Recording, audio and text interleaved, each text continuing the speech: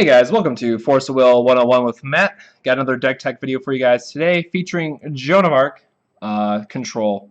One of my favorite decks. So Jeanne De Arc herself is just a great body. It's a 12/12. She's definitely bigger than most of the other rulers in the game. When she enters a battlefield, she destroys all humans, which is very good, it turns out, especially when you combine that with Moodjart. Her active ability prevents all damage from a human, which lasts on a turn, can be pretty good. But what really shines with her is that for fire and 1, she can deal 500 damage to a human resonator. So the reason why this is probably one of the best, or in my opinion, one of the best control rulers is because it can really shut out your opponent. Essentially by having 6 mana up, you can prevent them from playing any creature in a turn. So with that in mind, going into our stones, so we play one of Moodjart. Again, just an amazing card. This you can switch something's race to a human, which gives her affects her enter ability, affects her free flip condition, and is just a very strong card in this deck. Feethsing, just kind of a gimme, if you will. Anytime you can protect your creatures from stoning to death or double thunder, things of that nature, it's really important to leave that up. So, and then going into our stones, we have 4 of the red-green stone, blasting waves, and 4 of the water-wind stone, deep wood. So you'll see that I really love building in these colors, and I think it's just a great place to start. So we'll get into our creature base now. So to start, since we are, Jeanne De Arc really does shine when you have a lot of ramp capabilities or have a lot of mana. So we really want to make sure that we're utilizing the most out of it. So 4 Elvish Priests. Again, anytime that you have those turn 1 plays, you can play a priest and then go into a 3-drop, which I'll get into in a minute. Our other normal, very star of any kind of a wind-focused deck is Gretel. So again, what Gretel can really do is when it comes into play, you reveal a top card of your stone deck. If it's a wind stone, you get to put it into play. So anytime you have that ramp effect going on, it can be very strong. Moving on from that, we have everyone's favorite, chase super rare right now for Cheshire Cat. It's a great draw ability, it's a great free blocker, and it just does so much for the deck. Going on beyond that, we have probably one of my favorite super rares, and I think this is just really the best deck for it, and you really got to play with it to see just how amazing it is Gardea, the Dragon of Heaven. So if you can play this on turn 2, you're definitely feeling pretty good about it.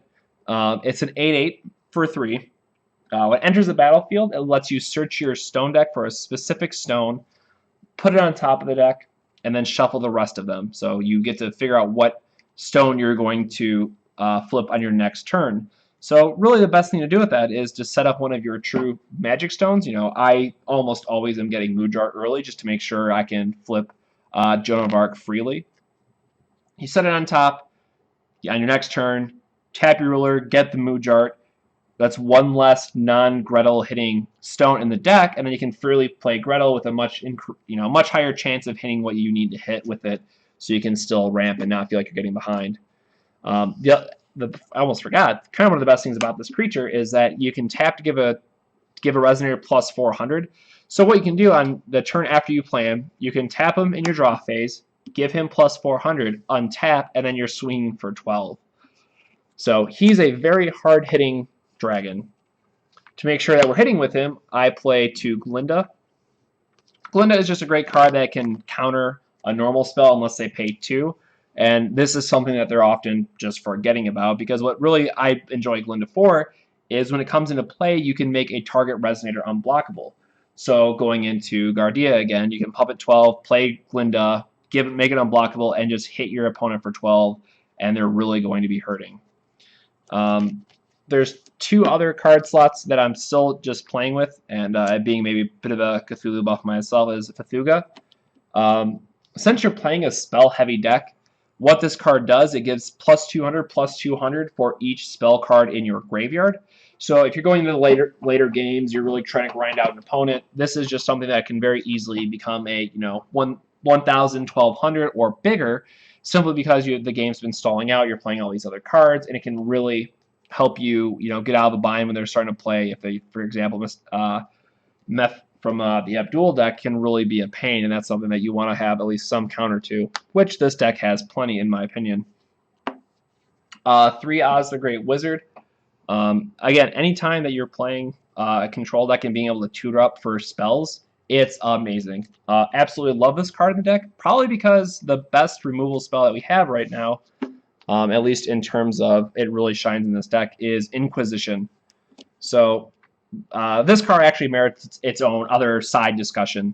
So one of the great things that you can do about this deck is, pardon my reach, is with Inquisition, it allows you to, if your ruler is Joan of Arc, only rest 1 Resonator to tap and kill one of their guys. So what you can do is set up a situation where you can cast it and it copies. So you can actually tap Gretel, sacrifice your Gretel to get the human condition, to flip Joan of Arc easily, copy the spell, tap your Cheshire Cat, kill one of their creatures, and then if for whatever reason they still have 2 creatures to copy the spell again past that, they can't target your Cheshire anyways.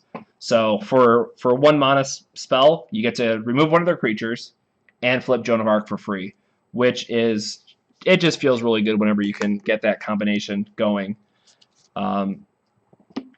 So that's it's just hands down one of my favorite spells in the deck. Going on, we of course have 4 Thunders. Anytime you're playing red, you're probably going to have 4 of these cards in it. 500 damage to Resonator, 500 damage to your opponent. Just a very good thing to be doing. Very efficient spell. Another reason why everyone's trying to get them. 4 Xeex, simply because I absolutely love this card. Again, if I'm playing green or wind, I'm playing 4 of them. It can counter a creature spell. It can give one of your guys hexproof. It can give all your creatures plus 200, or it allows you to shuffle in your graveyard back into your deck.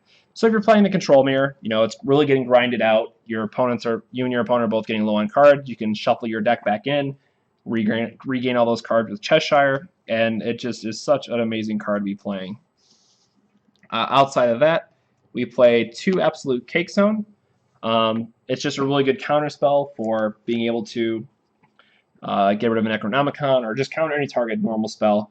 And again, since we're playing Gretel, it comes with the upswing that if we have a Gretel in play, we get to draw a card off of it as well.